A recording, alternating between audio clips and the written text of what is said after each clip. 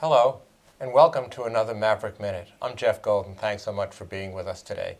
I'm joined by a special guest, Congressman Fortenberry. Congressman, thank you so much for being with us today. Great to see you.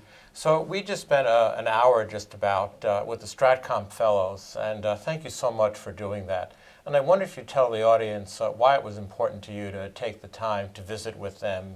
These are members of the Stratcom family who are involved in an ongoing educational program here at the College of Business.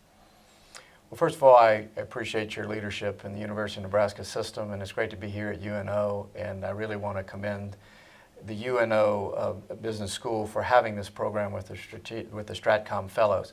It is the only, as I understand it, the only program like this in the country where you have a major combatant command integrated with a university system where fellows are learning. So I wanted to come by and congratulate everyone, but as you saw, the conversation was very deep about primarily the military and its technology and its expertise and its willingness to sacrifice actually creates the space for diplomatic engagement and the possibility of peace. And all of the important missions at Stratcom ultimately are oriented toward keeping us in a position in which we're not only strong, but that we remain safe. And if we're remaining safe, then we have the possibility of building out linkages with other peoples, with other cultures, to create the conditions for trust and goodwill and mutual benefit. I thought it was very interesting, Congressman, that the questions that they asked you all really related to this role of how the military can maintain that space. And obviously you were very articulate in that, but the fellows, I think, really got it as well, or get it, and it seems to be that that's the major thrust. We are very proud here to host this program. We're in multiple generations of Stratcom Fellows now. And so if you had some advice for them for the future, things that they should be focused on, other than the technology, of course, what might that be?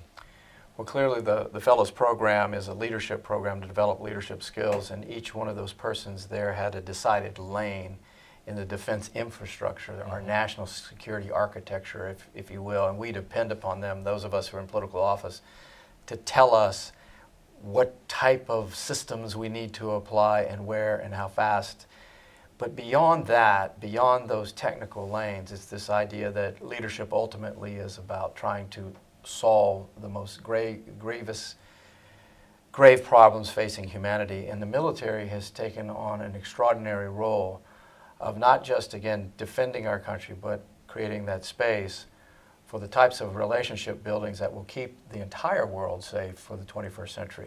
We're struggling at this point in time, and that was a lot of our conversation as to know where America fits in that overall equation. As I told them, someone from the Middle East recently told me, you're the guardian of values.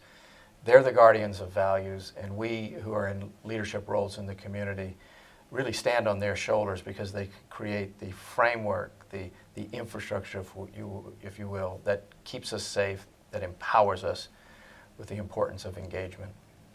Well, I just wanted to thank you for being here today, for spending time and inspiring these young women and young men. But much more importantly than that, I know you serve on multiple committees that directly serve the military. I know you're very highly involved in diplomacy. And for all of those things, and we here in the state of Nebraska are very grateful to you, and thank you. Thank you, Doctor. Thanks for being with us today, and thank you for being with us today on this Maverick Minute.